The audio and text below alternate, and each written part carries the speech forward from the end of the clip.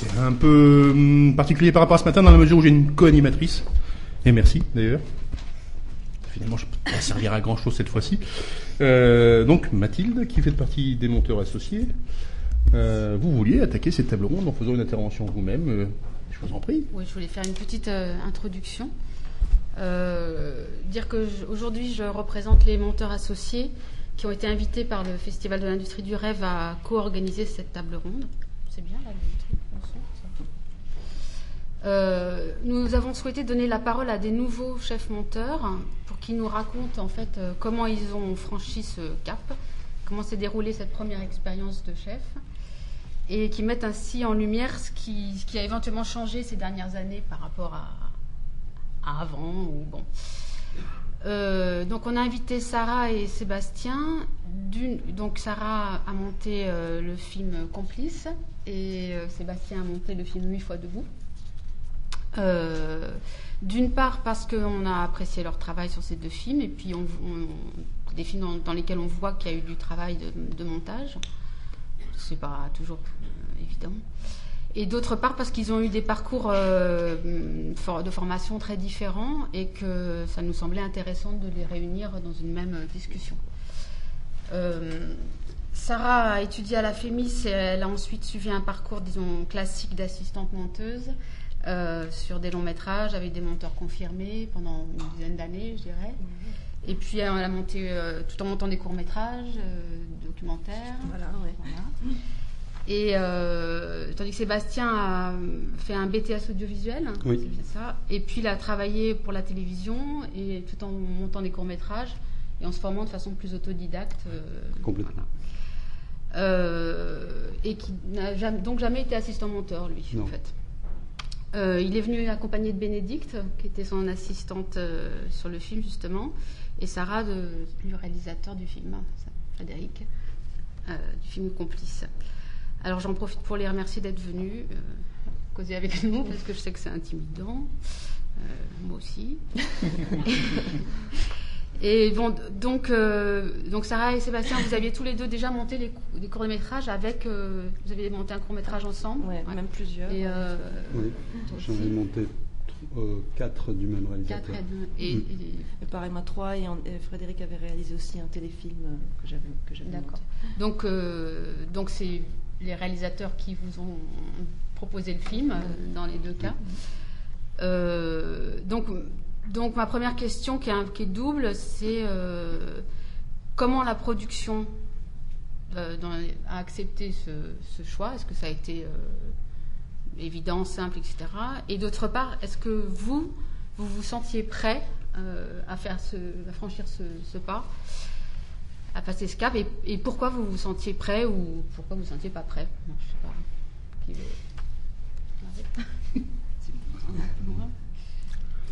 Ben, nous, ça a été assez naturel, en fait, vu qu'on avait commencé sur 4 courts-métrages avant, et puis que c'était à peu près la même équipe de production, enfin la même boîte qui produisait les courts-métrages.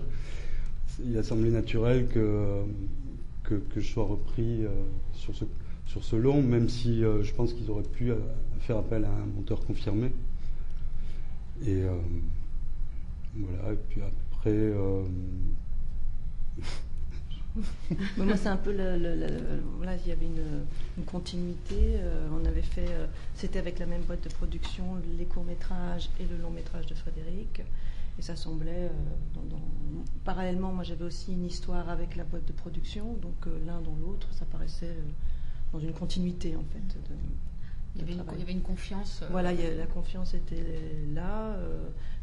Enfin, j'étais pas la seule d'ailleurs sur le film de Frédéric à passer du court-métrage au long-métrage, ton chef opérateur. Enfin voilà, il y avait d'autres, l'actrice. Enfin, il y avait une continuité d'histoire, quoi, en fait. Ah oui, il y avait au moins 10 personnes, je pense, qui venaient du court-métrage. Voilà. Enfin, sur compte production, équipe technique et acteurs.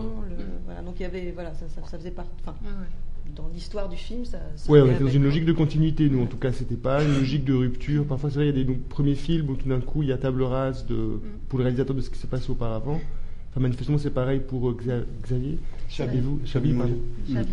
C'était une logique de continuité, quoi. Oui, absolument. Oui, parce qu'en fait, au fur et à mesure des courts-métrages, je pense qu'il a étoffé son équipe de poste en poste. Et pour arriver au long, où en fait, quasi tous les gens avaient déjà bossé sur ces courts-métrages. Et donc, on était tous à peu près des jeunes sur un poste important. Donc, ça a donné, je pense, une dynamique aussi. Et puis, économiquement, pour la production, je pense que ça a aidé. Oui, c'est une question subsidiaire, mais est-ce que vous étiez payé à un tarif syndical ou Moins de 30%. Ouais. Et nous, moins 10. Et le budget de votre film était un peu plus important, hein, j'ai Ouais, pu le comparer sur le aussi. Ouais, nous, c'était un film, en gros, à 3 millions d'euros. Ouais, c'est ça. Je crois que Peut-être 2 millions, nous. ouais, je crois que c'est Un marqué truc 1,8 comme million ou un truc comme ça dans le peut-être 2. Enfin, Je rajoute une chose. Donc vous étiez payé à moins des tarifs de base pour une première expérience sur un long. Qu'est-ce qui fait qu'on accepte ça? Est-ce que c'est parce qu'il n'y a pas de choix, il n'y a pas le choix, on accepte parce qu'il faut travailler, ou est-ce parce que c'est le projet, vous stimulez en disant ce projet m'intéresse, je suis en lien avec mon metteur en scène, donc j'ai envie d'y aller, quitte à faire ce sacrifice? Bon, c'est un peu des deux, quoi. C'est-à-dire que Ouais, il y a bon là, c'était tous les techniciens qui c'était le tarif, et puis on avait tous envie, enfin, surtout quand c'est un premier long, qu'on vous donne la possibilité de le faire, oui, d'autant plus prêt à accepter ce sacrifice-là, quoi. Oui, c'est une chance à saisir, en fait. Enfin, si on se sent pas prêt, je pense qu'il faut pas y aller non plus, hein, c'est évident. Mais oui, là, en plus, on était vraiment dans une équipe qui se connaissait, donc je vois pas pourquoi on n'y serait pas allé. donc tu réponds à la question est-ce que tu te sentais prêt à y aller Oui, parce que j'étais en confiance par rapport à l'ensemble. Oui, pareil, moi je sentais que c'était, enfin, voilà, ça arrivait au bon moment. Et donc, comment est-ce que vous avez organisé le travail? Justement, est-ce que vous avez eu votre mot à dire en tant que chef monteur sur l'organisation du travail ou est-ce que c'est la production? Enfin, est-ce qu'il y a eu une discussion sur le temps de montage, le lieu de montage, la question d'avoir une assistante ou pas? Et puis plus loin encore, la durée du montage son, du mixage, etc. Quel type de rapport avec la production, mais en amont, quoi. C'est sur l'organisation du travail, parce que c'est une chose qui est importante pour un chef de poste. Moi, on m'a demandé si je voulais une assistante. J'ai dit oui, parce que vu que j'avais pas de formation pure en cinéma, ça m'aidait beaucoup dans le processus. Et par ailleurs, pour le temps, en fait, vu qu'on n'avait pas de date de sortie prévue, donc on pouvait étaler le montage un peu dans le temps. Donc, on a été assez libre par rapport à ça. Et c'était vraiment très pratique, ouais.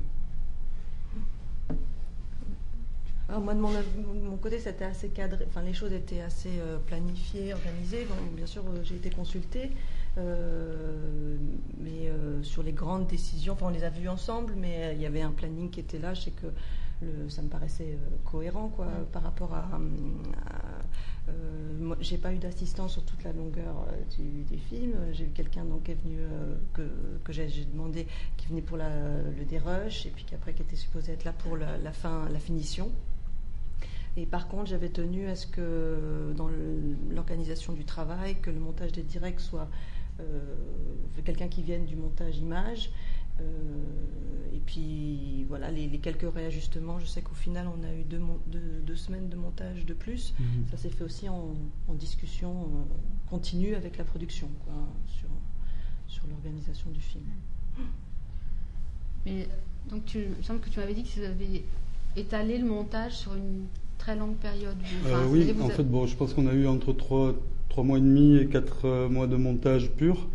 Et ça a dû s'étaler sur 6 mois, je pense, car on a fait des pauses au moment où on sentait qu'on ne voyait plus trop clair, ce qui nous permettait de revenir avec un œil beaucoup plus neuf. Et disons que nous pouvions nous le permettre. Et ça, c'était génial. Mais c'est aussi parce que, je ne sais pas si on peut en parler maintenant, mais c'est aussi parce qu'il n'y avait pas de distribution aussi à l'époque, pas encore de distributeur, donc il n'y avait pas non plus de date de sortie prévue. Voilà. Et et aussi que le montage se passait, la salle de montage était dans la société de production. Donc il n'y avait pas de prestataire. C'était le matériel de la production, voilà. Donc ça aidait beaucoup aussi. Le seul impératif qu'on avait, c'était de pouvoir présenter le film pour les sélections de Cannes. On a commencé le montage en septembre, il fallait qu'il soit terminé, je crois, pour mars, un truc comme ça. Et c'est bon, après c'est une question qui est plus globale et qui va revenir souvent, mais qu'on va développer. Mais donc quel type de collaboration vous avez eu chacun avec votre assistante? Alors bon, peut-être commencer par Sébastien et Bénédicte puisqu'elle est là. Je rajoute juste une chose, dans la mesure où vous étiez autodidacte alors que vous avez une formation, est-ce que ça change quelque chose? Est-ce que ça inverse les rapports quelque part ou pas? Oui, là c'était un rapport un peu plus de confiance, disons qu'elle était vraiment là pour m'aider, je pouvais m'appuyer sur elle. Je ne la connaissais pas avant le film, en fait, on s'est connus juste avant, on a discuté, puis on a commencé à travailler ensemble et elle m'a vraiment aidé d'un point de vue technique, de façon à ce que je sois à l'aise pour le montage. Puis ensuite elle était là assez souvent durant le montage avec un œil extérieur à nous donner...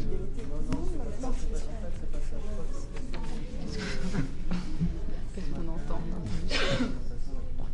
Non, moi j'ai vraiment... Ah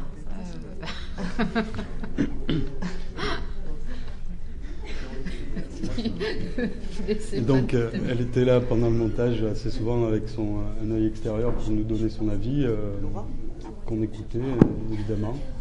Voilà. J'étais pas prévue sur la durée totale du montage. C'était par mon propre désir aussi de suivre un petit peu ce film.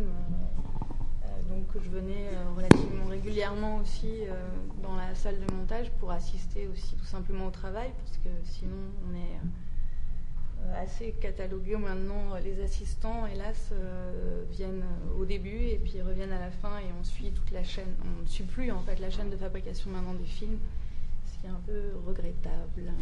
Voilà. Donc là, je suis venue régulièrement en salle de montage parce que je le voulais et que je le pouvais aussi. Parce qu'on l'a accepté aussi. Et parce qu'ils ont bien accepté, oui, c'est une autre chose.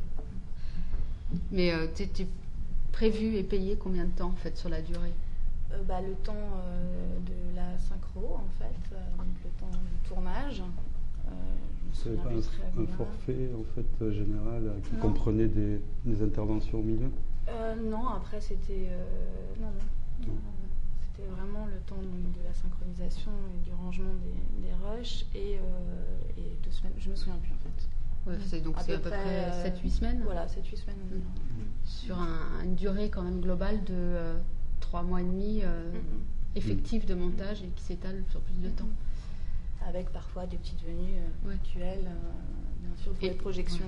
Et le montage s'est fait après le tournage, c'est ça? Donc en fait, oui, complètement. Il y a eu juste une séquence en fait qui a été ratée au tournage et qui a été retournée pendant le montage, où j'ai pu donner mon avis par rapport à ce qui avait été tourné, de façon à ce qu'ils ne fassent pas les mêmes erreurs.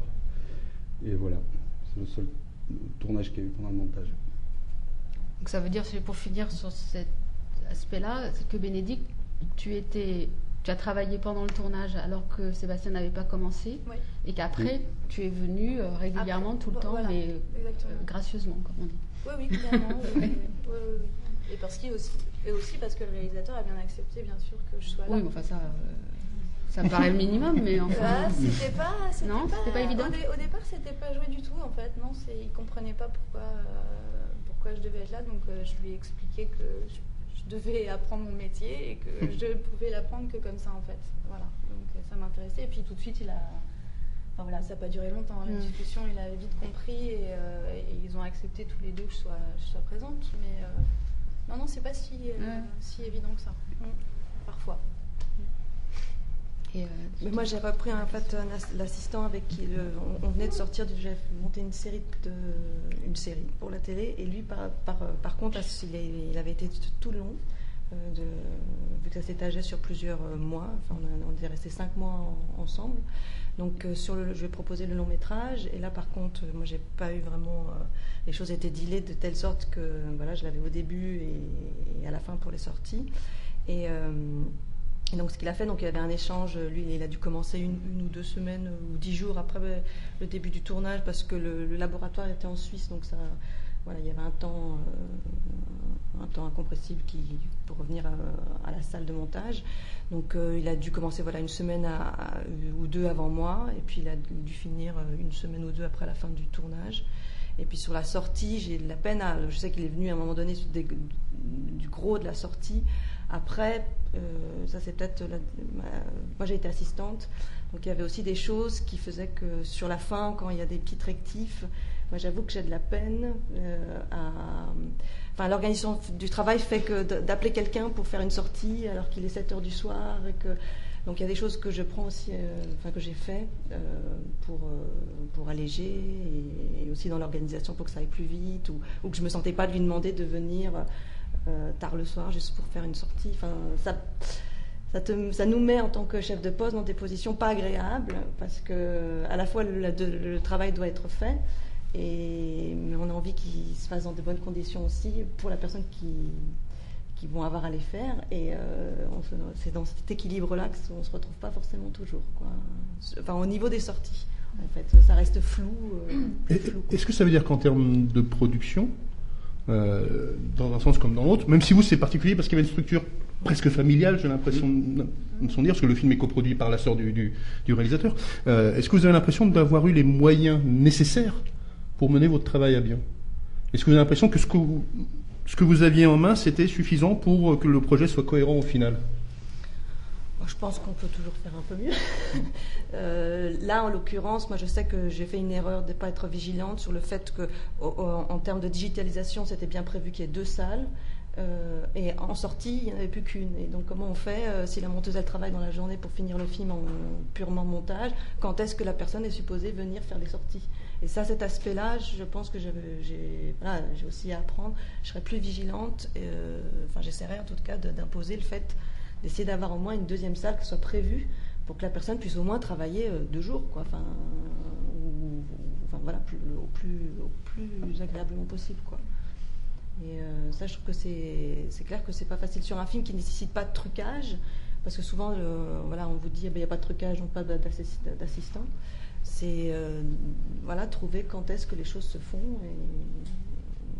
Alors tout arrive toujours à se faire, mais voilà, quoi. Oui, c'est ça. Moi, j'ai pas le sentiment que le film ça a aucun impact au fond sur le film. Mais c'est vrai que moi, ce dont je me suis rendu compte c'était mon premier long cinéma, c'est qu'au fond, il y a une sorte de focus extrêmement fort sur le tournage, comme vous voyez là sur le documentaire, où tout d'un coup, il y a une sorte d'intensité. Et c'est vrai que pour une production, chaque jour de tournage coûte très très cher, donc chaque minute perdue va coûter très cher. Par contre, maintenant, pour des raisons de production et aussi parfois parce que le directeur de production doit essayer de caler son budget, il se dit tous les problèmes de ce qu'on appelle de post-production, si on n'est pas dans un film à effets spéciaux, on verra bien. Il y a des sortes de standards et ensuite on s'arrangera, quoi. Et je trouve que ça c'est un peu malsain au fond. Les films se font, c'est pas la question, mais c'est sûr que je trouve que les conditions de travail des assistants et des monteurs, si je compare aux chefs de poste sur le tournage, c'est vraiment des conditions qui sont beaucoup moins bonnes. D'abord en termes de salaire, mis à part ça, c'est vrai que tout le monde était à moins 10, mais c'est vrai que le monteur, alors que, à mon avis, c'est un des postes les plus importants sur un film, après ça va dépendre des films, mais en tout cas avec le chef opérateur, c'est le poste qui est le moins payé des chefs de poste, si je ne me trompe pas, quand même, et largement moins payé. Quand je dis moins payé, c'est entre 5 et 600 euros de moins la semaine qu'un chef d'éco, par exemple. Et je pense que c'est l'injustice avec le premier assistant, qui est aussi assez mal payé, entre guillemets, par rapport à cette hiérarchie, si je tiens compte de ses responsabilités, au fond. Et c'est vrai qu'en post-prod, je trouve qu'il y a une tendance, si on veut, à être très très au coup par coup et à précariser notamment les assistants, ce qu'ils ne peuvent pas se permettre sur un tournage, parce qu'il y a trop de monde et que les gens vont commencer à gueuler et qu'ils ne peuvent pas se permettre de freiner la machine. Donc là, c'est sûr que je trouve qu'il y a une lutte, entre guillemets, quoi. Enfin, il y a des revendications qui sont assez légitimes côté monteur, quoi.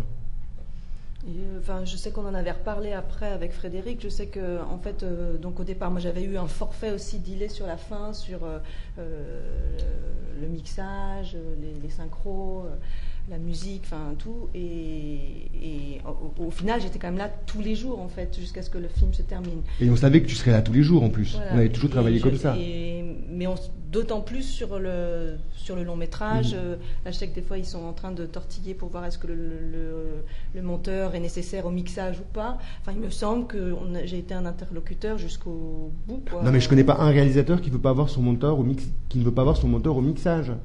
Mais par contre, c'est vrai que les productions se disent, mais au fond, au mixage, il y a déjà le monteur son, il y a le mixeur, il y a son co-mixeur, pourquoi je dois encore payer le monteur? Et au fond, mine de rien, c'est pas que des caprices artistiques. Je pense même que ça a un impact économique, mis à part ça, parce que le monteur, c'est quand même lui qui est garant, si on veut, notamment, enfin moi je suis encore dans cette idée-là, hein, après, ça dépend sans doute des films aussi, mais pour des films narratifs, entre guillemets, traditionnels, le monteur, c'est le centre de gravité, je dirais, de la post-production, et je dirais que le chef-op, c'est le centre de gravité du tournage, et que j'irais même votre attention sur les sons, les directs, etc., ça peut même faire gagner du temps, au-delà du gain artistique. Sûr. Bien sûr. Et alors, je crois que dans le cas de Sébastien, tu n'étais pas présent au montage son et au mixage. Non, pas du tout. En fait, non, oui, mais je pense que c'était le réalisateur qui était assez... qui avait peur que le film lui échappe quelque part. Donc je pense qu'il avait besoin d'être seul avec les gens du son pour pouvoir continuer. Je pense que c'est ce que je comprends assez aussi. En fait, ouais. Enfin, en tout cas, c'était son désir. Donc, oui, de toute façon, après, même ça n'a pas été formulé, mais je l'ai senti. Mais est-ce que sur les courts-métrages, tu étais au mixage, par exemple, ou est-ce que... Oui, sur certains courts, pas tous. Et sur des courts-métrages que tu aurais monté avec d'autres réalisateurs, est-ce que tu as été au mixage et est-ce que tu trouves que ta place est légitime, intéressante? Parfois, quand je vois le résultat, oui, souvent. Voilà. Donc, la réponse. Il y a vraiment de grosses surprises, souvent. Parfois, il y a des bonnes surprises aussi. Ouais. Je trouve que c'est pas mal aussi de laisser filer le film et voir ce qu'il peut se donner par ailleurs. C'est une position. Après, on peut aussi tenir la position qu'il y a une logique à ce que le monteur suive le film du début à la fin, quoi. Après, j'étais évidemment pas payé pour faire ça. Rien que pendant la durée du montage, j'étais dispo pendant 6 mois, même avec les pauses et tout. Et donc, il fallait de toute façon que je travaille derrière. Donc, j'aurais pas pu, je crois, suivre le mixage. Bien sûr, mais tu dis que tu étais évidemment pas payé pour ça, quoi. Oui. Et là, il y a quand même un problème de fond, quoi. Quand même, c'est que comme la même façon que l'assistant, dans les devis de post-production, il semble que de nos jours, ces postes-là n'existent pas, quoi. Voilà. Alors qu'on pourrait imaginer un devis où ces postes sont pourvus et où après, quand il s'agit de faire des économies pour faire le film, on réfléchisse à quels endroits du tournage, de la post-production, etc., on peut faire des économies, mais en partant d'un devis qui intègre l'ensemble des salaires et des places des gens, quoi. Sauf que si je vous suis bien, depuis quelques minutes, il y a clairement un souci d'économie sur les postes des monteurs, apparemment. Qui viendrait... Enfin, quelles seraient ces raisons?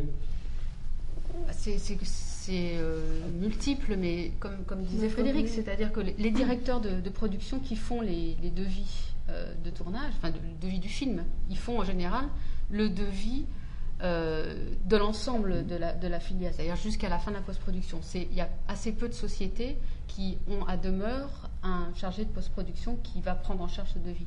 Donc le directeur de production, après on pourrait parler comme ce matin des questions de formation, etc., mais le directeur de post-production, ce qu'il veut en priorité, c'est faire passer son devis dans les sous qu'il y a. Et il favorise le tournage, parce que on se dit toujours, une fois que ce sera tourné, ils seront bien obligés de se débrouiller pour finir le film, quoi. Sauf que on se débrouille, ouais. Mais je pense que... À partir de là, dans ces conditions, est-ce que vous avez l'impression de bosser correctement? Qui n'est pas tout à fait la même question que tout à l'heure, c'est une histoire de moyens, mais c'est à partir du moment où ce problème-là, il est donné et que quelque part, il est intégré presque, est-ce que vous avez la sensation de faire le métier que vous auriez envie ou que vous devriez faire? Bon, moi, c'était une première expérience. J'avoue qu'on a toujours été très entouré par la production. Je sais que nous, on a rediscuté justement sur la fin, parce que vu que j'étais là tous les jours, voilà, une discussion un peu... Ils étaient quand même à l'écoute, et je pense que... Donc moi, j'ai la sensation d'avoir bien travaillé, d'avoir pu bien travailler, tout en sachant que ça s'était toujours bien passé avec la production. Avec une production avec laquelle on peut rentrer en crise, je sais pas, ça peut être plus difficile aussi, j'imagine, quoi. Voilà, c'était ma première expérience, quoi. Oui, moi aussi, je trouve que ça s'est bien passé. Je trouve, enfin, même si j'ai été payé par exemple que 4 mois pour travailler 6 mois, enfin sur une durée de 6 mois, le temps, je trouve que le temps que nous avons eu a été idéal dans la fabrication du film.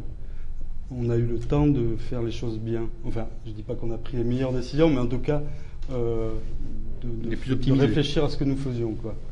Ce qui m'était jamais arrivé jusque-là, même si c'est une petite production. Moi, je peux répondre aussi avec un peu plus de bouteilles. Moi, j'ai l'impression que par moment, je fais moins bien mon travail que si j'avais une assistante ou un assistant avec moi tout le temps, parce que je suis effectivement, comme Sarah, j'ai une formation d'assistante, et donc je prends en charge des choses que je ne devrais pas faire, parce que c'est plus simple, parce que je n'ai pas envie non plus de téléphoner quelqu'un pour le faire venir au débeauté. J'ai compté sur le dernier film que j'ai monté, sur 18 semaines de travail, j'ai compté mes heures d'assistante en fait, pour voir ce que ça donnait. Et j'ai 2 semaines complètes d'assistante sur 18 semaines. Donc c'est assez incroyable, qui sont répartis évidemment, hors les sorties, les trucs, la digitalisation des rushs qui a été faite par mon assistante. Donc c'est des choses qui sont réparties le long du montage, qui m'ont déconcentrée, parce qu'il y a des moments où j'avais des trucs à gérer avec le musicien qui était aux États-Unis, que c'était pas les horaires. Enfin, je pense que j'ai moins bien fait mon travail que si j'avais pas eu à gérer ça.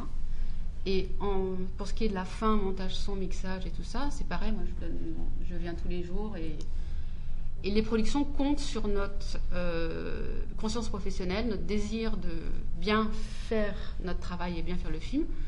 Et donc, de toute façon, on vient, même si on est payé dans un forfait qui ne prend pas en compte l'intégralité de notre travail. Bon. Je crois que ça répond un peu violemment à la question, mais... Non, mais ça a le mérite d'être clair, moi. Par rapport à ça, moi, ce que ça me suggère comme réflexion derrière, c'est qu'est-ce qu'on fait contre ça ? Est-ce que ça veut dire qu'il y a un manque de mobilisation des associations ou des monteurs qui pourraient monter au créneau contre ça ? Est-ce que c'est facile de monter au créneau et d'aller contre, quelque part, la position dominante qu'est celle du directeur de production, de dire... Il n'y a pas de manque de... je pense que d'une façon générale... en tout cas, notre association se bat depuis des années sur ce sujet. Il y a 2 ans, il y a une table ronde qui a été organisée ici même sur la transmission des savoirs qui posait déjà le problème. On continue à se battre, mais après, il y a un moment où... ce matin, à la table ronde de ce matin, les gens parlaient du fait qu'il était... je vais faire un petit retour en arrière. Là, on a choisi d'inviter Sébastien et Sarah parce qu'ils ont des parcours différents et que c'est des beaux films et ça ne peut pas dire qu'on ne peut pas faire un beau film, monter un beau film parce qu'on aura eu un parcours d'autodidacte ou parce qu'on aura...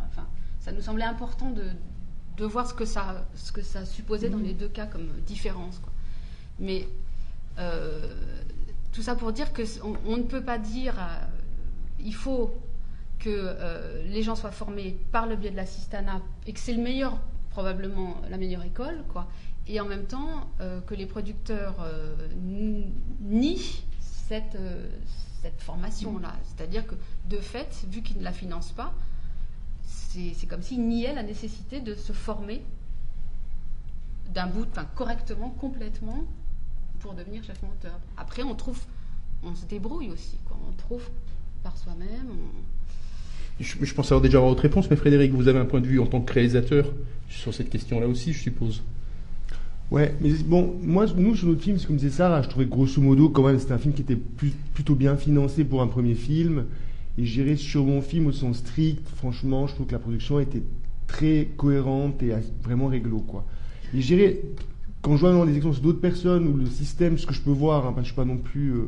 Justement qu'aussi, c'est vrai qu'un des gros changements qu'il y a eu depuis, je sais pas, 10-15 ans, c'est qu'au fond, la post-production s'est fragmentée quand même. Moi, j'ai le sentiment qu'il y a 15-20 ans, enfin, en tout cas, si j'entends ce que racontaient aussi les monteuses avec lesquelles Sarah avait travaillé, il y avait vraiment le monteur ou la monteuse image qui était le centre de gravité de la post-prod. Depuis 15 ans, il me semble, avec l'arrivée du montage son qui est beaucoup plus sophistiqué, l'arrivée de l'informatique, le mixage qui prend plus d'ampleur, je sais pas moi, le Dolby Surround, enfin des choses qui sont aussi des choses bien pour les films, il y a quand même une fragmentation de la post-production. Et au fond, je crois que c'est ça leur argument, c'est de dire, au fond, maintenant, arrêtez de nous faire croire qu'il faut un centre de gravité pour tout ce voyage-là. On va fragmenter, quoi. C'est pour ça qu'ils comprennent pas pourquoi le monteur va au mixage. Moi, Sarah m'est même venu à l'étalonnage, pour le coup, et ça m'a été utile. Pour dire, à l'étalonnage. Parce qu'il y a des moments où, c'est vrai, c'est le seul chef, la seule personne qui, au fond, est garant ou a un regard sur le film de bout en bout entre le dernier jour de tournage et lorsqu'on sort la première copie au labo. Et je crois que ça, c'est une richesse que les producteurs ou les directeurs de prod, je sais pas qui, ou le système ne reconnaît pas au fond. Sans doute, moi, je pense que c'est des raisons d'argent aussi, quoi. J'imagine. Hein. C'est par exemple priorité, quoi. Quelle priorité et à ce propos, quelle collaboration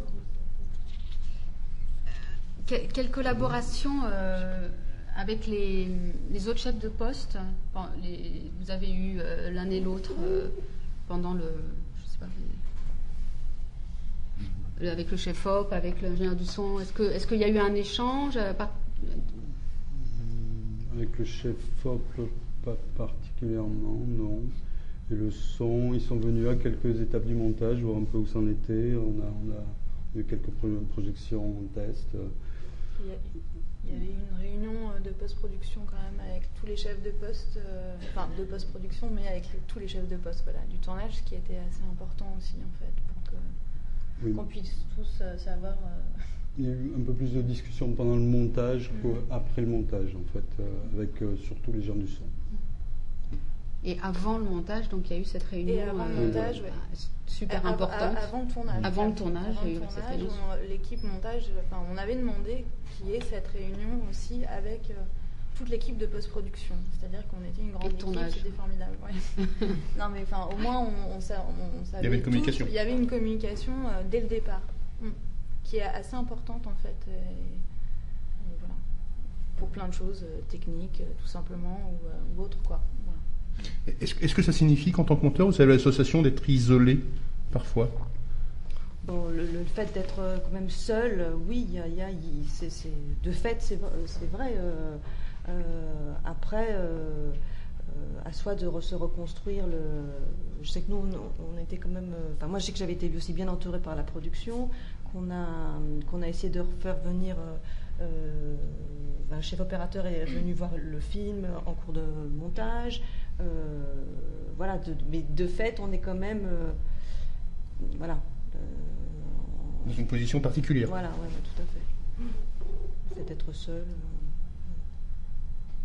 Et est-ce que pendant le tournage, vous avez l'un ou l'autre, vous êtes intervenu sur des questions de découpage ou de problèmes qui se passaient au tournage?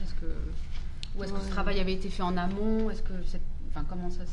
Nous, on avait aussi une réunion technique. On tournait en 3 paires. Enfin, voilà, histoire le labo était en Suisse, histoire de voir quand est-ce que les rushs revenaient à la salle de montage. Mais de va-et-vient par rapport à la salle de montage, il n'y en a pas eu un aussi.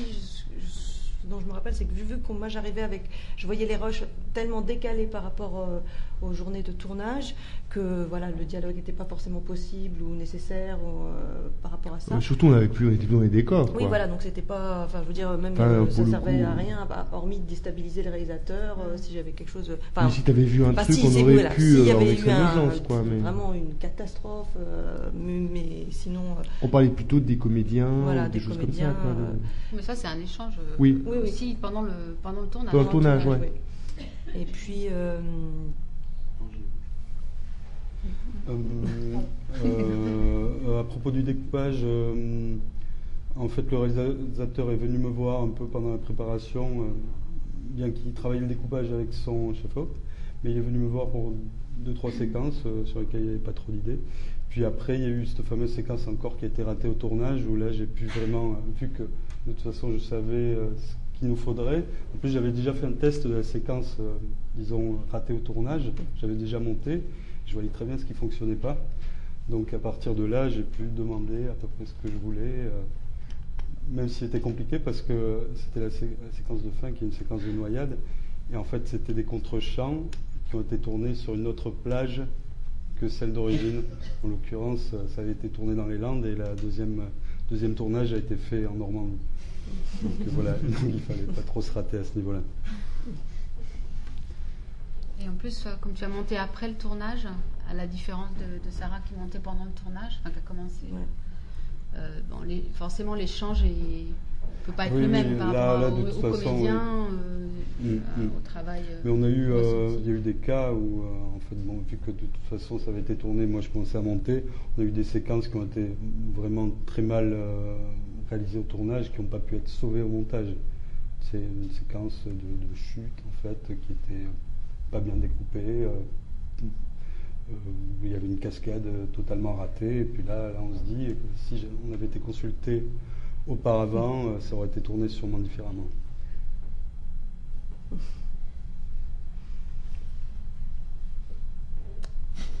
Alors, question suivante. Point suivant. Un point suivant. Dans ces deux films, où, d'après ce que vous nous avez, la discussion qu'on a eue au préalable, qui ont été pas mal restructurés au montage,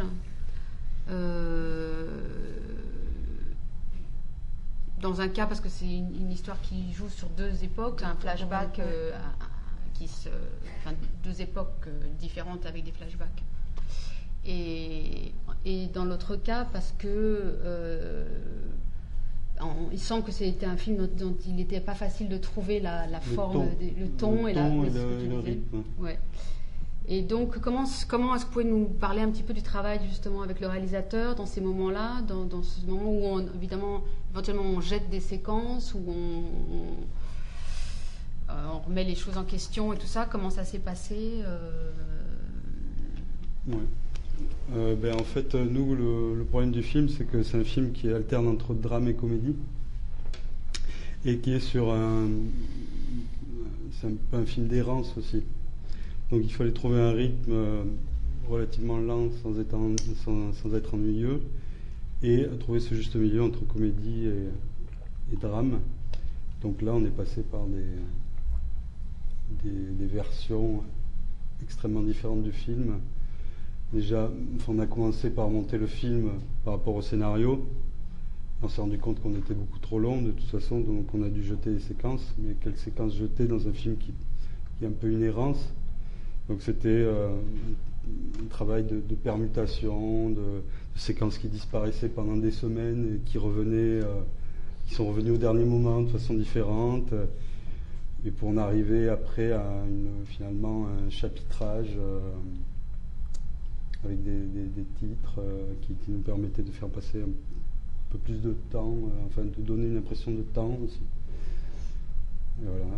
Ça se faisait tout le temps en accord, en collaboration étroite avec le réalisateur, ou tu travaillais un peu tout seul, tu proposais, c'était en aller-retour en fait, le réalisateur n'était pas là un jour par semaine, donc là il m'envoyait un peu au casse-pipe, disons, il me faisait tester des séquences auxquelles il ne croyait pas, ou voilà, donc là je tentais des choses. Chabi Molia. Pardon? Pourquoi?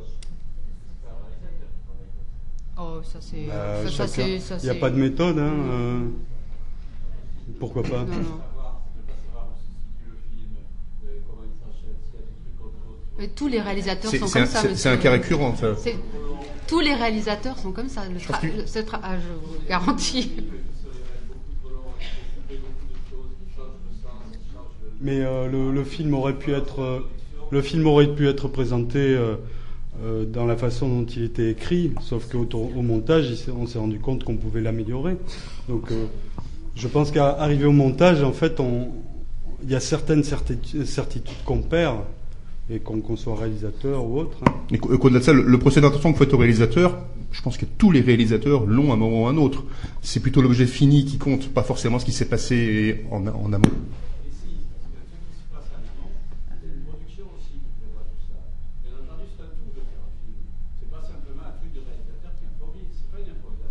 C'est pas ce qu'on a, c'est pas ce qu'on a dit non plus. Et par ailleurs, vous êtes un petit peu hors sujet par rapport à la table du moment. Donc, on peut avoir cette conversation un peu plus tard si vous le voulez, mais peut-être se recentrer, d'autant plus qu'il nous reste qu'à peu près 10 minutes.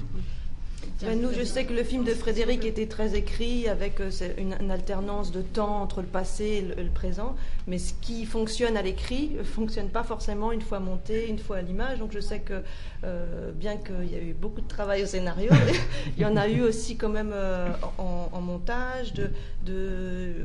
Au final, on voit 4 personnages, c'était pas forcément ce qui était... Enfin, les 2 couples n'étaient pas aussi clairement mis en évidence, et c'est ce qu'on a fait aussi au montage. Donc, nous, on a eu 2 phénomènes. C'est que moi, j'aime pas le mot flashback. Pardon. Non, c'était pas grave. Non, c'est vrai que pour moi, c'est plus 2 temps qui alternent et qui se rejoignent, quoi. Et au fond, ce qu'on s'est rendu compte avec Sarah à un moment donné, c'est qu'il y avait des transitions, puisqu'il y a tout le temps la question de comment est-ce qu'on passe d'un temps à l'autre, au fond. Et c'est vrai qu'il y avait des transitions qui parfois marchaient, il me semble, plutôt pas mal à l'écrit quand on faisait le scénario, qui tout d'un coup, visuellement, pour des questions de rythme, ne fonctionnaient plus. Donc, pour le coup, là, il y a eu un travail de comment, en effet, retravailler cette rythmique du passage de l'un à l'autre, et quels seraient les tunnels qui nous feraient aller, ou les mises en écho qui nous feraient passer de l'un à l'autre, quoi. Il y avait un problème aussi de timing, quoi. Hein. Ça, il y a un travail, je trouvais... Puis le film de Frédéric, une réécriture de ce point de vue-là, quoi. Je voulais être un thriller, et puis on se dit que peut-être que c'était peut-être pas tant sur le suspense de l'enquête, au final, que le film reposerait. Donc comment se délester de ce qui avait été mis en écriture sur comment on arrive à qui a tué, et puis en fait on se rend compte que c'est pas vraiment ça qui est intéressant dans le film, et qu'on est prêt à accepter beaucoup de choses sans forcément les avoir compris de A à Z. Et nous, on a aussi quand même coupé, pour le coup, pas mal de séquences. Et je me rends compte qu'il y a des séquences, maintenant là, c'était un premier scénario. Je pense que certaines séquences, maintenant, je pense que je saurais que je peux les couper avant le tournage, parce qu'au fond, c'est quand même des jours entiers qu'on tourne et qu'on n'utilise pas pour faire d'autres séquences. Donc c'est toujours un peu embêtant. Il y a des séquences où on sait qu'au montage qu'elles vont sauter, quoi. Je crois qu'il y a des choses qui sont vraiment imprévisibles. Et c'est vrai que par contre, nous, il y a eu cette chose-là qu'on a pas mal épuré, je dirais, un des 2 temps, c'est le temps qui est plus présent au fond, pour justement tout d'un coup mettre de manière plus forte ce miroir inversant entre les 2 couples, quoi. Enfin, le couple des jeunes et le non-couple des adultes. Et ça, c'est vrai que c'était dans le processus de construction du film, au fond, quoi. Enfin, je pense que le montage, c'est ce qu'on s'était dit, nous, c'est pas uniquement, suivre le plan comme si on montait un mécano, quoi. Il y a quand même un travail de stylisation et d'affirmation du propos du film qui se fait à ce moment-là, quand même, et du ton. Je vois tout à fait ce que tu veux dire, quoi. Surtout quand on est... Moi, c'était différent. Moi, c'était pas le truc drame versus comédie, c'était plutôt, ce que disait Sarah, c'est film de personnage versus film de genre. Et c'est à quel moment... comment est-ce que le film garde son identité avec ces 2 horizons, quoi, au fond. Et c'est vrai que ça prend un peu de temps, et qu'on a des surprises, quoi, au montage, par rapport à ce qu'on espérait qu'on avait eu au tournage, ou ce qu'on avait mis dans le scénario. Ouais, en fait, il y a des phases de doute qui me semblent importantes, qui, si on avait pas ces doutes, en fait, parfois, peut-être qu'on n'irait pas vers certaines choses qui ne sont pas forcément écrites. Il y a des choses qui peuvent naître au montage, en fait. Bien sûr. Et par rapport au dialogue artistique, pour continuer, il reste un petit peu de temps. On va être un petit peu à la bourre, mais bon. Voilà. Parce qu'il y a toujours un moment donné où il y a un distributeur qui arrive, et souvent c'est un moment un peu compliqué. Donc juste, c'est intéressant, je crois, d'en parler. Surtout dans la mesure où sur 8 fois debout, il y a eu une vraie difficulté pour trouver un distributeur. Oui, la production, en tout cas, on n'a jamais eu de problème avec la production. Ils étaient plutôt là pour nous aider. Mais c'est vrai qu'on a eu beaucoup de mal à trouver un distributeur. Il y a des gens qui sont arrivés pendant le montage, qui ont suggéré des choses pour faire le film un peu à l'image ce qu'ils voulaient, quoi. Ce qui n'a pas donné forcément toujours de bonne direction. Et en fait, c'est à partir du moment où on s'est dit, bon, on n'a pas de distributeur, on va faire le film qu'on veut. On a terminé le film, et c'est là qu'ils ont cherché un distributeur, et ça s'est très bien passé. Frédéric, vous avez trouvé un distributeur juste au début du financement, enfin à la fin de l'écriture? Non, c'était pendant le financement. Pendant le financement, voilà. Au niveau de la production, on a été bien entouré. Bon, c'est une réalisatrice, donc c'était Tony Marshall, donc je crois qu'aussi elle apportait son expérience aussi tout en restant bien à sa place de productrice, mais elle sait ce que c'est de faire un film, les doutes, les passages de, voilà, que c'est pas.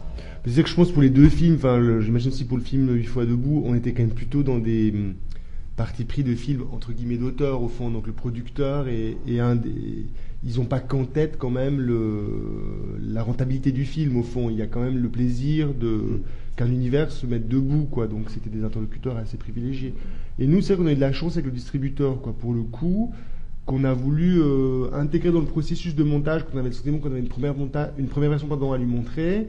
Et je trouvais que ça avait été un dialogue qui avait été vraiment fécond quoi, parce qu'à la fois c'est un point de vue sur le film qui est différent du mien ou de celui du producteur.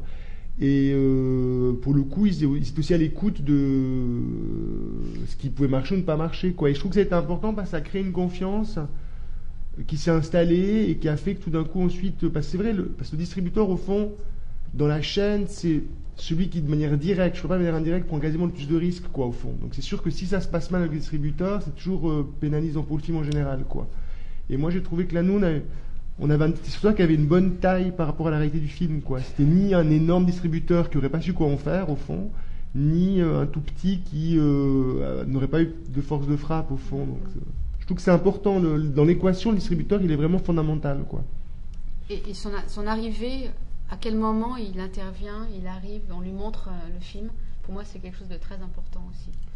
C'est quand on avait déjà eu en tout cas 2 projections de production, je pense. Hein. C'était un moment où on savait qu'on était encore en phase de travail, mais qu'on était déjà assez. On avait 15 semaines de montage, d'image, je dirais c'était en 10-11e, il me semble. Un truc comme ça. Je me rappelle plus aussi bien, mais. Truc comme, je dirais, dans ces eaux-là, quoi. En tout cas, on était bien avancé pour pas être déstabilisé, parce que je sais qu'il y avait aussi. Par exemple, il y a quand même des idées qui sont arrivées après la projection du distributeur, et toi ça t'a permis aussi de te positionner en disant que tu étais radicalement contre, par exemple. Ça s'est fait de façon, mais voilà, sur est-ce qu'on doit montrer le meurtre ou pas. C'était une idée qui était sortie, ça n'a permis d'en discuter, et c'était ni trop tôt, et quand même on pouvait tenir compte de son avis. Par ailleurs, il y avait d'autres choses qui étaient très bien, qui étaient pour le film, quoi, tout simplement. Donc, je suis désolé, mais on va vraiment être à la bourre sur les suivants. Peut-être pour terminer, maintenant que vous êtes à chacun à la fin de cette expérience, alors c'est peut-être plus pour vous 3, puisqu'on est sur les monteurs, ou vous 4, comment est-ce que vous voyez la suite ? Comment est-ce que vous envisagez votre travail maintenant ? Qu'est-ce que cette expérience-là vous amène comme enseignement sur ce qui va se passer derrière ? Sachant que depuis, vous avez certainement déjà travaillé sur autre chose, qui plus est, et donc travaillé dans un environnement peut-être différent. Moi, je suis reparti faire un peu de télévision en attendant un autre film. Là, en l'occurrence, il y a le réalisateur de 8 fois debout qui est en train de préparer son prochain. Donc, a priori, je devrais être dessus. Ça devrait être ma prochaine expérience de long métrage. Et moi, j'espère que ça se passera dans les mêmes conditions et pour pouvoir approfondir ce que j'ai fait sur 8 fois debout. Vous avez droit à la parole aussi. Hein. Moi, je recherche du travail. C'est un appel. Toujours en tant qu'assistante. Et puis, non, j'espère. C'est un peu compliqué le métier d'assistante en ce moment, notamment avec l'arrivée du numérique. Donc voilà. Donc c'est bien quand les producteurs font confiance aux jeunes monteurs.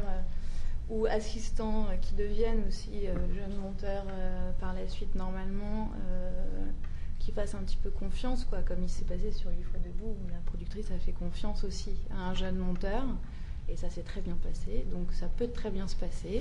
Et voilà, sinon je continue mon métier d'assistante, en attendant. Voilà, moi aussi j'espère que je pourrai continuer longtemps ce métier. C'est pas toujours, voilà, on n'a pas forcément toujours d'opportunités. Frédéric aussi, j'espère faire prochainement un nouveau film. Et puis non, là c'est juste sur d'être resté vigilant sur ces histoires de que tout le monde ait son espace de travail aussi et d'arriver. Si ce n'est pas l'imposer tout du long un assistant, tout du moins de faire en sorte que les conditions soient réunies pour que quand il est là pour travailler, on puisse travailler dans de bonnes conditions. Voilà, ce serait plus... Mathilde, la conclusion vous appartient ? Ouais, je vais essayer de faire vite puisqu'on n'a pas beaucoup de temps.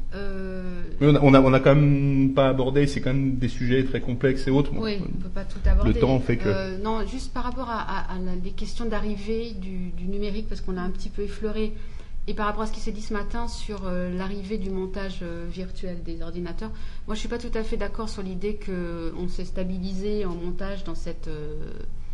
configuration et tout ça, parce que l'arrivée du montage virtuel, c'était le point de départ de la perte des assistants, hein, donc on en subit encore les conséquences, et donc c'est pas fini, c'est pas stabilisé. Moi, on rame vraiment, quoi.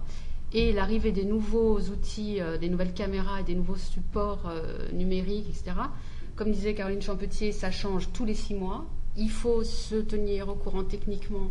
Alors ça demande un investissement en temps et en énergie aux assistants qui, en plus, éventuellement, dans 6 mois, il faut apprendre autre chose. Ils se retrouvent dans des conditions d'hyperspécialisation. Ils sont catalogués comme assistants techniques. Éventuellement, on ne les laisse pas, on ne leur donne pas la possibilité de suivre un film dans son ensemble. Mais pas seulement en long métrage, hein, en télé, c'est pareil. Hein. Et on ne sait pas très bien comment ils pourraient apprendre leur métier du coup. Et Bénédicte disait l'autre fois qu'elle travaille souvent avec des monteurs qui n'ont pas jamais été assistants, mais elle, c'est pas encore pour demain qu'elle va être monteuse. Elle n'en sait rien, mais je veux dire, oui, c'est vrai qu'il y a une nouvelle génération de monteurs maintenant qui arrivent et qui ne sont pas du tout passés par l'assistanat, voilà. Sauf que du coup, c'est bien, c'est vachement bien pour eux. Le truc, c'est qu'il leur faut vraiment une assistante confirmée derrière, parce que sinon, la chaîne de fabrication, voilà, ça pose des problèmes. Voilà.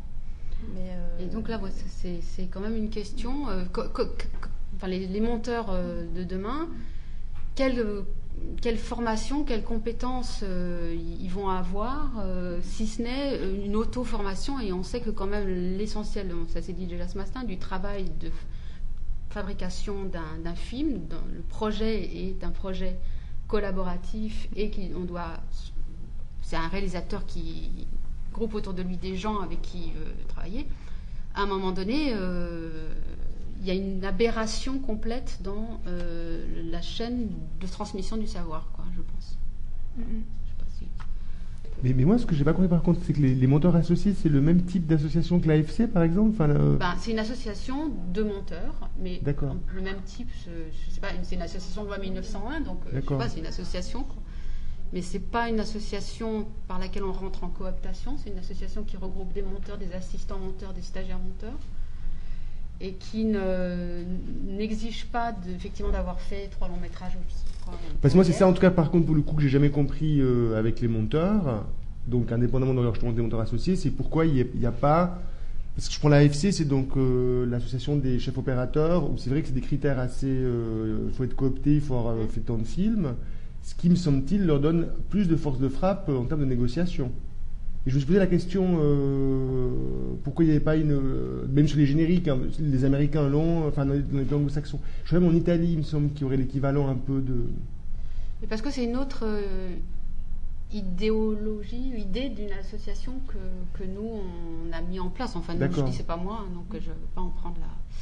J'étais là dès le début, c'est une association qui a 10 ans maintenant, mais je ne suis pas l'auteur ni... Il y a un groupe de gens qui l'ont créé et c'est une association qui souhaitait réunir les monteurs parce qu'avec l'arrivée du virtuel, on a été complètement atomisés. Les équipes ont disparu, les lieux de montage ont disparu, les studios ont disparu, c'est-à-dire qu'on se retrouve à monter n'importe où. Et à permettre aux monteurs de se retrouver, de discuter ensemble et de réfléchir ensemble à leur pratique et à ce qu'ils cherchent à défendre dans la pratique de ce métier. C'est pas une association qui cherche à être... c'est pas je dis pas ça pour critiquer les autres associations, hein, soyons clairs. C'est pas une association qui cherche à défendre une corporation. Elle cherche à défendre un métier et les valeurs, et un certain nombre de valeurs liées à ce métier. Et on se bat pour avoir des assistants. Et la force de frappe, on en a quand même. Après, Bon, mais il ne reste qu'à vous remercier d'avoir participé à cette table ronde, qui s'achève donc d'ici.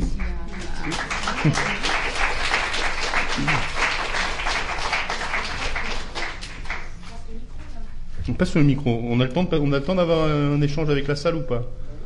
Je sais pas, c'est vous qui me dites, hein. Donc il y a un micro qui va circuler, qui est ouvert à vos questions. C'est un peu de rab. Tant mieux. C'est un peu de rabio. Y a-t-il une question? Oui, monsieur là-bas. Monsieur au milieu de salle qui...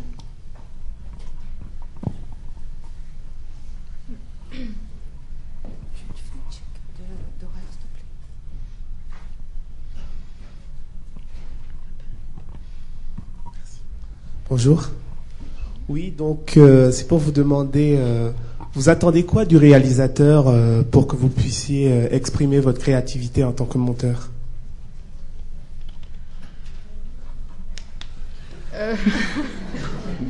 Une large question. On attend que le réalisateur porte le désir d'un projet de cinéma et qu'il cherche à nous y associer, à nous associer à son désir, à la fabrication du film qu'il imagine, et puis ensuite qu'il nous permette de le trouver avec lui, le film, quoi. Oui, c'est ça, qui laisse la porte ouverte à un échange possible pour travailler sur l'idée qu'il a du film qu'il veut faire. C'est ça qui, je pense, qui devrait être frustrant, c'est effectivement si on n'a pas cette possibilité d'être dans l'échange. J'imagine qu'il y a des réalisateurs qui veulent vous voir presser les boutons, et peut-être pas forcément en attente de la réflexion qui va avec, de remettre en cause certaines choses. L'idée, voilà, au mieux, c'est de sentir qu'on peut travailler sur le matériel tourné, mais avec un échange possible et même désiré, quoi. Oui, tout à fait d'accord. Une certaine ouverture du réalisateur qui nous permette de tenter des choses, même si ça lui plaît pas, mais qui pourrait l'amener vers de nouvelles idées, par exemple. Pour tourner la question dans le sens inverse, Frédéric, qu'est-ce qu'un réalisateur attend d'un monteur? Bon, mais je crois que c'est. Enfin, souvent, je trouve que souvent les qualités des monteurs, je trouve que c'est leur sens narratif au fond et la manière qu'ils ont aussi d'apprendre les acteurs, quoi. C'est marrant parce que souvent, quand on voit les Césars du meilleur montage, c'est souvent des films qui sont très sophistiqués, mais au fond, même des films qui paraissent beaucoup plus simples, le sens narratif du monteur est souvent à l'œuvre, quoi. Donc c'est cette intelligence-là, quoi. Je crois qu'on attend d'un monteur, quoi. C'est souvent des gens qui sont très structurés en termes d'histoire et qui ont quand même un accès assez privilégié aux acteurs, quand même. Ça, je dois avouer, quoi. Donc c'est en tout cas ces deux choses.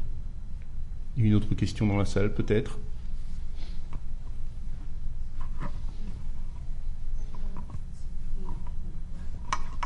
Il y a une question qui a été posée pour demander si les moyens financiers ou les contraintes qu'il y avait eu avaient cependant permis de s'exprimer au mieux et de travailler bien. Donc Sébastien et Sarah Anderson ont répondu, et Bénédicte, l'assistante Cazoran, n'a pas répondu à cette question. Et peut-être tu pourrais répondre aussi dans quelle mesure les contraintes ou tes conditions de travail ont fait que tu n'as pas pu aller au bout de ton travail, ou tu aurais pu le faire mieux dans une autre condition. Si c'est le cas, ça se trouve, tout va peut-être très bien. Non, j'ai pu bien faire mon travail quand même, parce qu'il y avait beaucoup de confiance et de bienveillance aussi. Enfin, c'était une bonne ambiance aussi de travail. Après,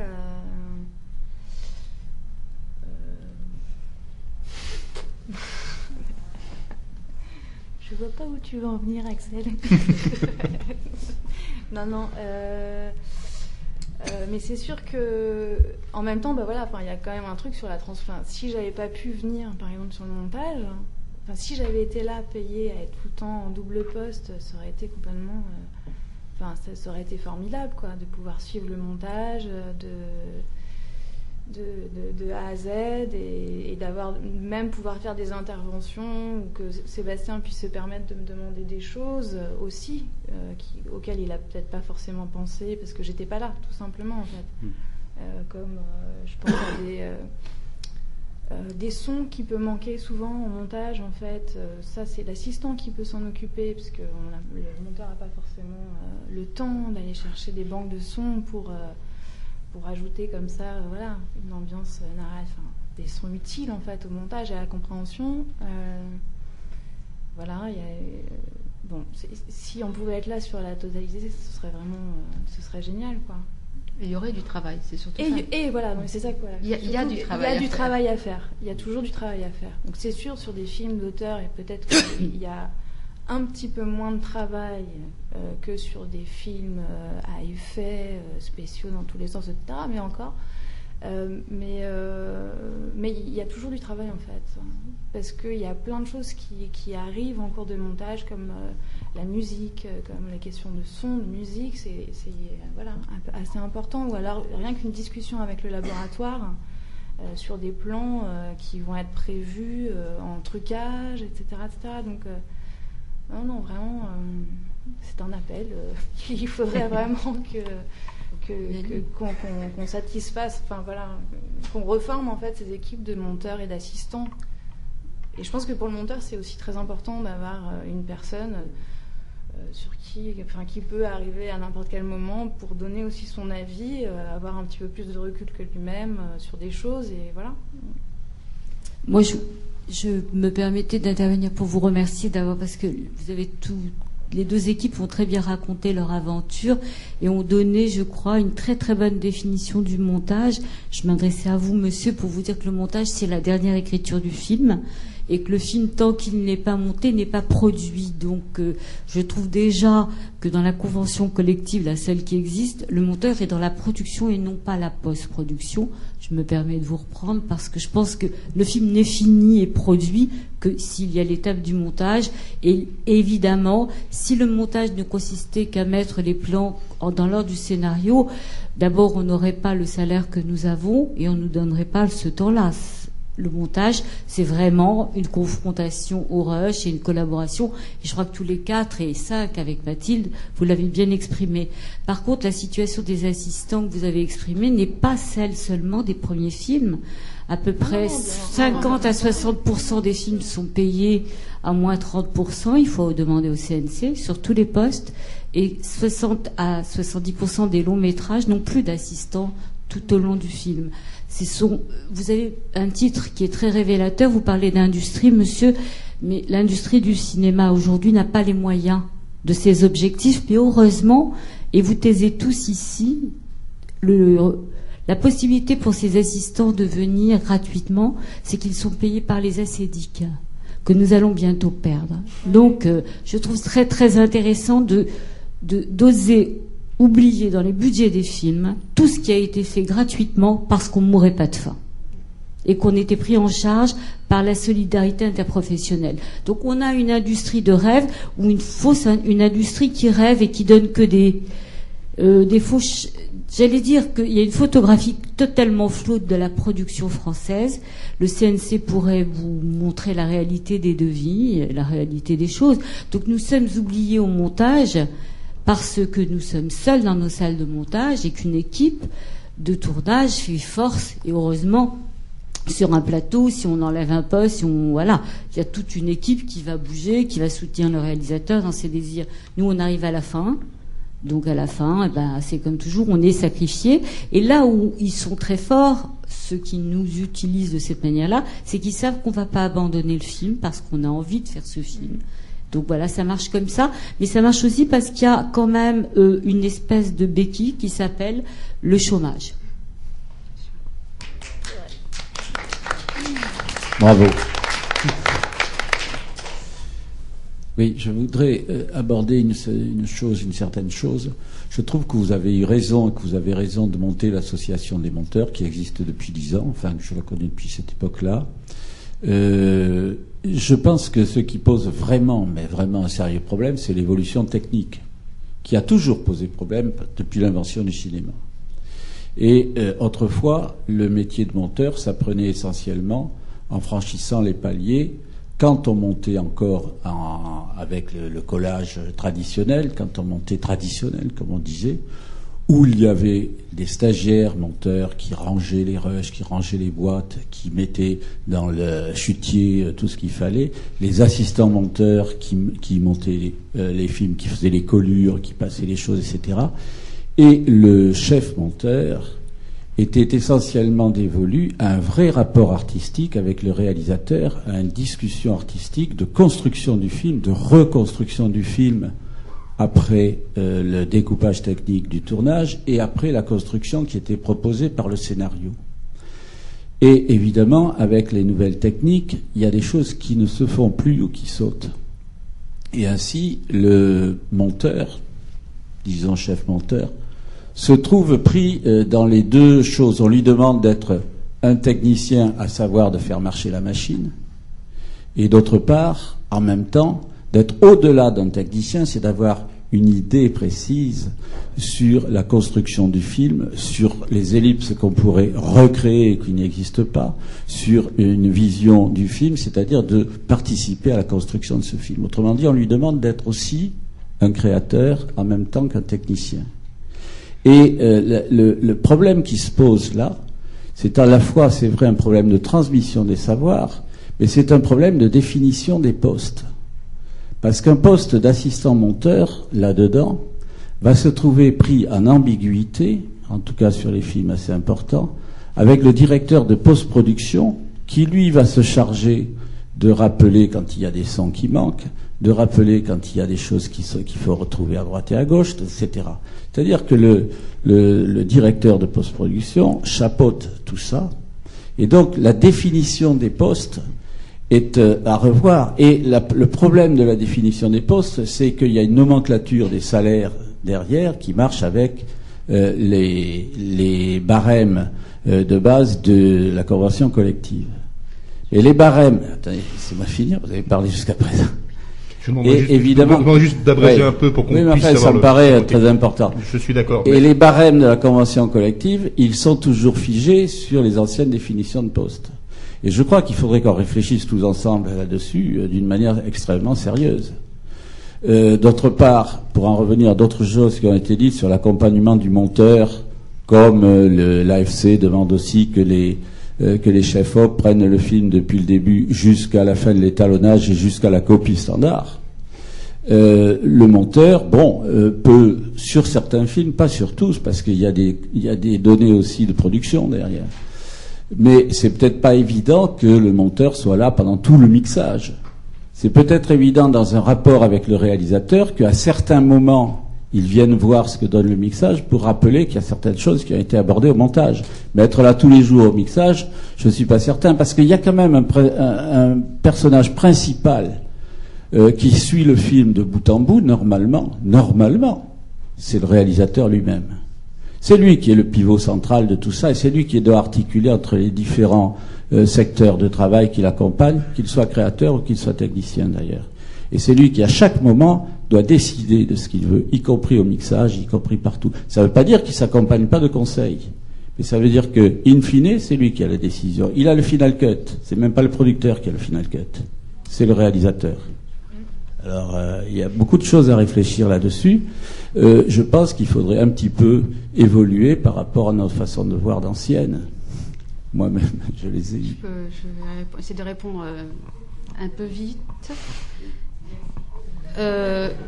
Au mixage, déjà pour prendre le point de la question du mixage, pourquoi est-ce que il y a 20 ans, ça paraissait une évidence que le monteur soit mixage toute la durée et les mixages étaient plus longs que maintenant, souvent, et que maintenant ça l'est plus. Première question.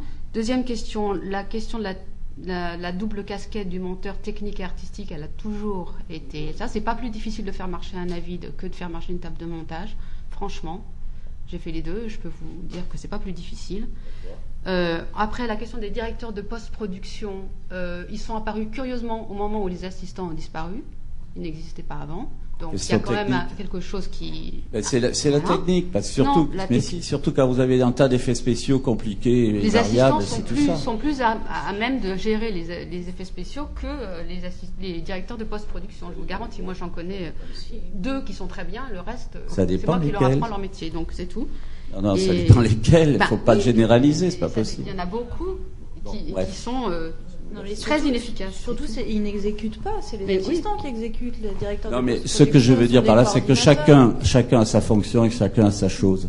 Mais on ne peut pas définir, par exemple, la fonction de l'assistant monteur telle qu'on la définissait autrefois quand on montait en Mais traditionnel. il n'est pas question de la Voilà. définir de la même façon. Elle n'est pas définie actuellement. Eh ben, c'est pour ça C'est bien qu'il le faut problème. la définir. C'est bien ça la question. Par l'association, oui. Non, mais ça c'est une chose. Moi je vous parle de la nomenclature de celle qui est fournie par les ACDIC et par le CNC. C'est pour ça que c'est intéressant que vous proposiez votre définition, vous, en tant qu'association. Ben oui, Mais il faut on la fait. faire avancer. Non, mais c'est pas celle-là qui passe. Il faut la faire passer officiellement parce qu'il faut qu'à partir de là correspondent des salaires. C'est ce que je vous dis. Bien. On en reste là.